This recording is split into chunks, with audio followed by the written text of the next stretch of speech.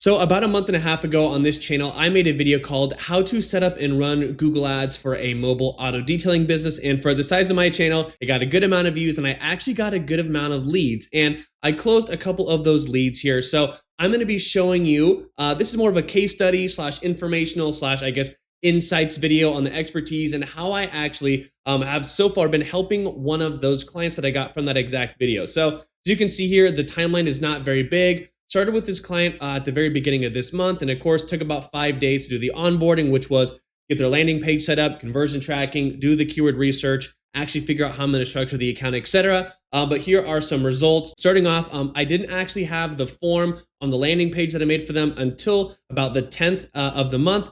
The reason why is because I wanted just to test purely phone calls as the main conversion event and then see where we went from there. But starting on the 10th, I did add that form to the landing page, and so now we're mainly focusing on phone calls primarily, and then phone calls as like a secondary. So I am tracking phone calls in Go High Level, and I've made them an account, and we're using a forwarding number. So since the 5th of this month so far, we have 30 first-time callers, and then here is just tracking the actual form fill-outs. And then I am actually feeding this data back into Google so it knows, so don't worry, but I'm filtering here just by the form fill-out. So we have about 55 total inquiries, and as you can see, some people have called back who have save the number, etc., whatnot. But the big thing we're going for here is just those 30 first-time callers, so 30 good leads, and then 25 form fill outs. So 55 leads with a little over $2,500 spent. So the point of this video, again, is more of a case study and to show you, this can be done. And it's just cool that I got a client from that video, and now, of course, I've turned the results into real life. So it's going to be cool to show you guys and show you guys some insight. So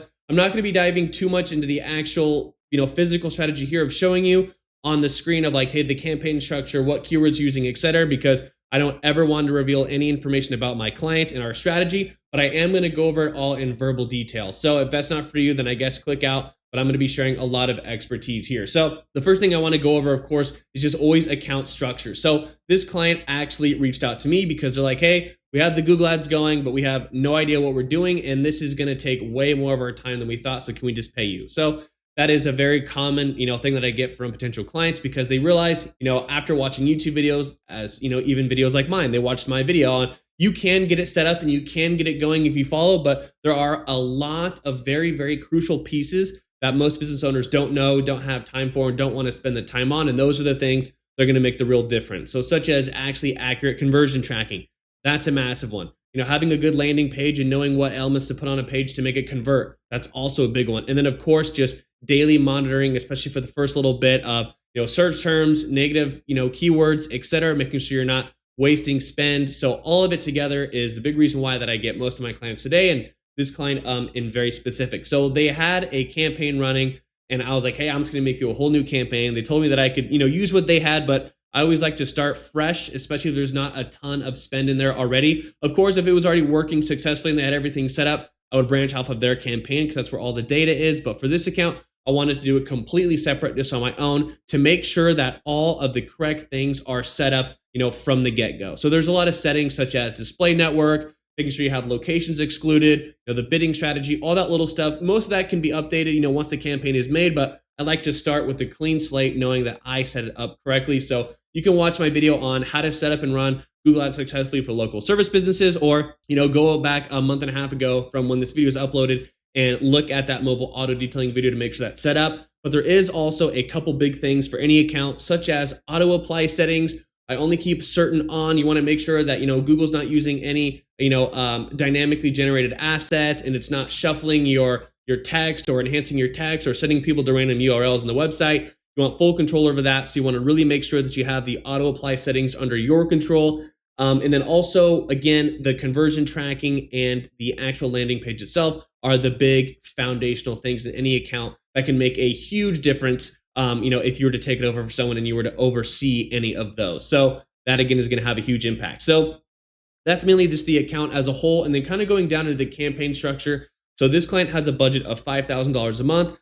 So I've got about 85% of the budget towards a search campaign. As you can see, I have 3 campaigns here, so I'll talk about that in a minute. But we started with just the one search taking most of the budget, and then a performance max, taking just a little bit of the budget. And the real reason for that is because this business, so I'm just going to, I guess, relate this to something like a plumber, okay? A plumber's business is you have to call them whether you want to or not. So unfortunately, whether you personally have the money or not, if your toilet is backed up and flowing all over your bathroom, you're gonna bite the bullet and call a plumber because you have to. So a lot of ad copy and landing page stuff and offers about a luxury service for that, like running a Performance Max, wouldn't make any sense for a plumber because people call it because they have to, not because they want to. So if you are a business, that's not a mobile auto detailing business and you're a necessity, it's only going to make sense for your money to be in a search campaign because you want to target the people that are most bottom of funnel and looking for directly what you have because they need it. But when you run a business like a mobile auto detailing company, that's not an absolute dire necessity for someone to have to call, but it's more of a luxury. You can actually see good results also from a Performance Max campaign because in the traditional marketing funnel, from top of funnel, middle of funnel, bottom of funnel, and just a standard funnel, the bottom funnel is going to be search. People are looking up exactly what you have, the highest intent people. But if you go up a little bit on that funnel to about middle, that is where your Performance Max comes in. And then there's also other elements like part of your Performance Max budget, whether you use your customer or whether you upload your customer list or not, will retarget people from your site. So anything you're selling that's a luxury, all those little things are nice to have, right? This client has very good videos. We have their YouTube videos up. We have images of their vehicles and their team washing cars coming up on websites. And again, we're also retargeting people that also come from the search. So all this combined, but we have more of our budget in that search campaign because of course, my goal is to drive real results for my clients. So we want to get that going right away. And these are going to be the most highest intent leads, but they are typically going to cost the most as well. So those two things go hand in hand, but I wanted just to explain that actual campaign structure there itself. So now going into the actual ad group structure. So I'm going to kind of leave out the Performance Max right now and talk about the search campaign. But what I did for the first original search campaign, I've talked about this in so many of my videos, is I am very, very, very hyper specific. And the big thing here is honestly just not being lazy, right? So car detailing and mobile auto detailing are basically the exact same thing, right? You'd think, but I have them literally separated from car detailing, auto detailing, mobile car detailing. I have those all as separate ad groups and have the keywords and ad copy to reflect that because I want to be targeting exactly what someone is looking up. Not, we're not going to group mobile auto detailing with car detailing because it's literally not what they looked up. You and I might think it's the same thing, but that's not what someone looked up. So I always want to be as congruent as possible and give someone exactly what they were looking for to the T. So I have all those ad groups set up as well as, again, keywords and ad copy, to highlight what they're looking up. Another thing right off the bat that I did is I actually also tested, mobile car washing. So mobile detailing and car washing might not be the exact same thing, but in my experience working with so many different industries for Google Ads, a big thing when it comes to people, doing their research and Googling stuff is that a lot of people, it's actually just, a big educational gap. So this is a different example, but to kind of break it down, right? If someone is looking up for IV therapy, right? Like where they get fluids in their vein, whatever, for multiple or any different kind of reason, these IV therapy companies might have, tons of different bags for tons of different things. But for the most part, in my experience for this exact industry is that most people just know IV therapy as hydration or hangover. So even if they end up needing some different chemical or like NAD plus or whatever, in my experience, they're not going to look that up because they're not the nurse, they're not the doctor, they're just the consumer and they just know it as hydration or hangover cure. So even if they end up buying something else that they looked for, it's just an educational gap. That's fair. So I was wondering if that was going to be, something similar here where people who are looking up, mobile auto car wash were maybe also looking for detailing, but I very quickly cut that ad group because I just noticed there was a lot of tire kickers, people looking for one-off things, etc. But that is always something that you want to test and make sure that, you're not just missing something that just comes down to consumer education and knowledge about this. So just wanted to add full transparency in there that I tested the ad group and it didn't work as well as we wanted. And I was listening to all the phone calls and they were just like, not what we wanted, very low ticket, etc. So I cut that out. But that was the overall setup for the original search campaign and its ad groups. Then also kind of going down into the actual ads themselves for each of these ad groups, I always have at least 2 ads per ad group. And, I always make sure, and again, this is in all my other videos where I actually go ahead and talk about and show you how to set up Google ad accounts. But of course, I always have call outs. We always have, some sort of pricing or offer, as well as good site links, etc. Always have the phone number and the call to ads. And then I follow a ad copy framework that I have set up and kind of instilled in my agency, which is going to be, basing your ad copy off of a few things. And it's going to be, every ad is going to have a mixture of expertise, location, offer, and I think emotional are the four things that I use in combination. I use about 3 to 4 of each of those types of ad copy angles per ad. So just to make sure that we're using a good combination in there. So again, all that information is in other videos, but that is part of it as well. And now going more to the Performance Max campaign is I actually am using 2 asset groups, basically based off of one that I duplicated. But what I'm doing is I'm split testing between one ads asset group that is using audience signals and one that's not. So the audience signals are highlighting, specifically people who are, anywhere from the top 10 to the top 40% income threshold to make sure we're getting those higher, lead quality.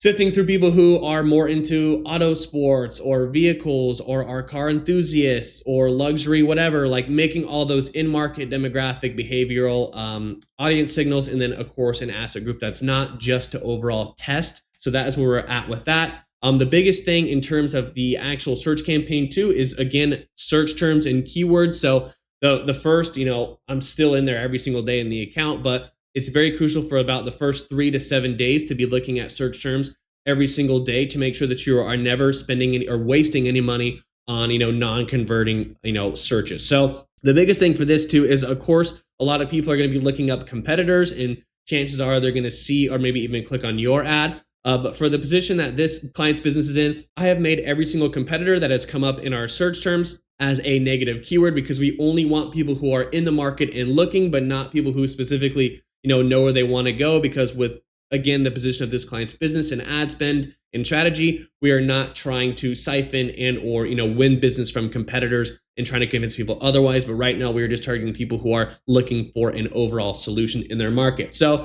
another thing with a business like this, again, is going to be those negative keywords. It's really, really easy, especially when you're spending $5,000 a month or even more. I have clients that spend $5,000 a day at least. And yeah, negative keywords are your best friend. So you want to make sure that all of your spend, or as much of it as possible, is going to those very, very, very bottom of funnel and highest intent related searches and triggering those keywords. So when it comes to any local service business or service business, I always immediately try and get rid of tire kickers as quick as I can. So I have like a general list of those negative keywords that I always start with. And then I kind of hone into some more industry specific negative keywords. So for instance, I always go for the general negative keywords are always going to be how to, DIY, cost, where can I, Home Depot, free, all that stuff is always going to be negative in general. And then something like this, we also got rid of car wash. And then also we noticed that people were looking up window tinting. We're mobile auto detailing. So I could see how people could kind of,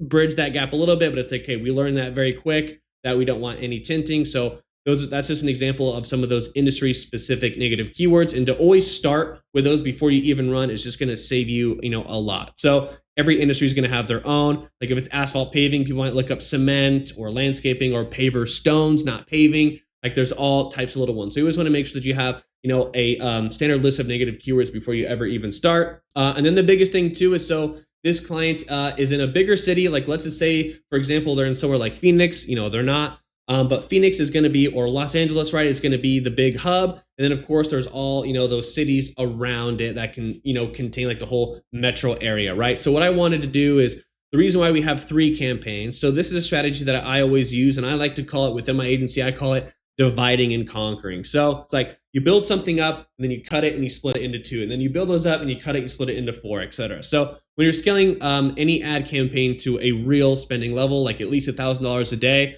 or even less than that, you're likely never going to be able to do it successfully and profitably with just 1 or 2 campaigns. You're going to have more and more and more campaigns split out for little tiny things that can handle more budget. So for instance, right, we started out with just a search in a Performance Max campaign. And then I very quickly realized that, hey, that big area, let's just say Los Angeles, is taking all the spend, and all those little cities and neighborhoods, zip codes around the actual heart of LA are not getting any spend. And that does not mean that Los Angeles specifically is the lowest cost per converting, highest converting, best ROAS area. It's just that in Google Ads, your campaigns are set at a campaign level. Your locations are set at a campaign level. So wherever the most clicking happens, that's where your budget's going to go. So of course, Los Angeles and somewhere like Phoenix is going to have more searches, than the smaller areas around it. That's just due to pure volume and pure search. So you always want to make sure that you're giving those other zip codes and whatnot, neighborhoods, cities. You want to make sure that you're giving them spend. So for example, what I did is I actually duplicated the search campaign. And then in that duplicated campaign, I got rid of that main location that was taking all the spend, which in this example would have been Los Angeles. So now I have split the budget. So 60% of the budget, I'm sorry, maybe it's like 65% of the budget for the search campaigns is still in that original campaign, which I have then paused every other location besides Los Angeles. So that one can focus on LA because the actual, results are still good. But now in that duplicated campaign, I have LA paused. So now it has its own separate budget that's just testing and showing ads to people that are, around LA to see if we can find any other cities. Because I'm sure just like anywhere else, there are more affluent areas than the actual heart of it. For instance, like in Arizona, if Phoenix is getting all the spend and you're not giving Scottsdale or North Scottsdale or Paradise Valley any spend, that could be, it's a very affluent area. There could be really, great converters on that side. So same thing with LA, with Beverly Hills, et cetera, blah, blah, blah. It's everywhere. There's always going to be more affluent neighborhoods and zip codes. So when I start a brand new campaign with anything, I always start super broad, then I start chopping stuff up, and then again, the divide and conquer. So brought a search campaign from nothing to successful. I was like, great. What here is getting bottlenecked and what could use more spend? Awesome, the locations. Cut it in half, boom, duplicated it, etc. And then, you keep going from there. If this client never has any intention to scale their budget, that really only goes as far as that. There's always going to be a bunch of little stuff to be doing to maintain these results and always get better results. But when it comes to actually scaling and, improving and increasing spend, that's always going to be a thing, is you are going to have more and more and more campaigns. So I'll always start with 1 or 2. And then, into a month's client journey, we might have like 4 or 5 because there are so many things not getting spent, so many things not getting tested. And you always want to make sure that you're spending at least, 20% of your budget testing more stuff. But eventually that testing does run out, but that is okay. Then that means that you've spent, the several months getting a system set up for a client. So hopefully they can ideally scale their business profitably, as that is my job. So that is what I'm doing here. And then the real last thing that I want to touch in here is landing page setup, etc. So another big thing that, someone can watch videos on YouTube, learn how to set up, kind of follow along, etc. But if you have a bad landing page or a landing page that's not converting for whatever reason, that's going to be a huge bottleneck. And most business owners, they're not the ones that made their website, etc. They might not know exactly what a converting landing page looks like. So that is something that I always take into my,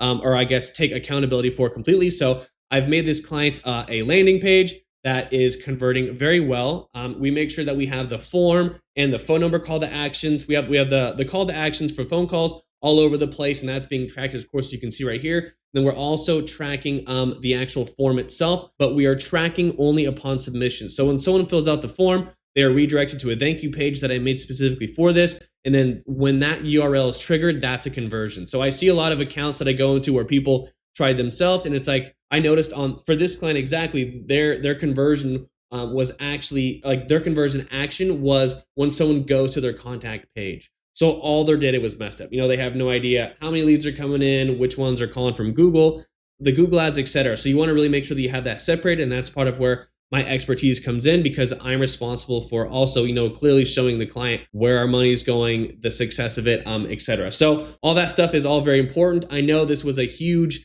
tangent about it, but I have a lot of experience in this field, and I wanted to kind of break the main parts of what's making this client's Google ads successful based on, everything that I have set up, where the account was before I took it over, and everything that I thought would be important to include in this video. So I know there's not much to share here on the screen, but this is a very, very fantastic video for someone who's getting started running their Google ads, or someone who's looking, to have me run their Google ads for them. This is all very good insight. So of course, if you want to be, another one of my successful clients that I run Google ads for, the first link in the description will take you to my website. I have a form there, and I will call you back within 5 minutes. Most times when people fill that out, it's within 1 minute, just because I'm on my phone a lot. But if I am, not recording a video or not sleeping, I will call you back within 5 minutes, and I can audit your account for you, or I can even, take over and transform your business like this. So thank you guys for watching, and I'll see you in the next video.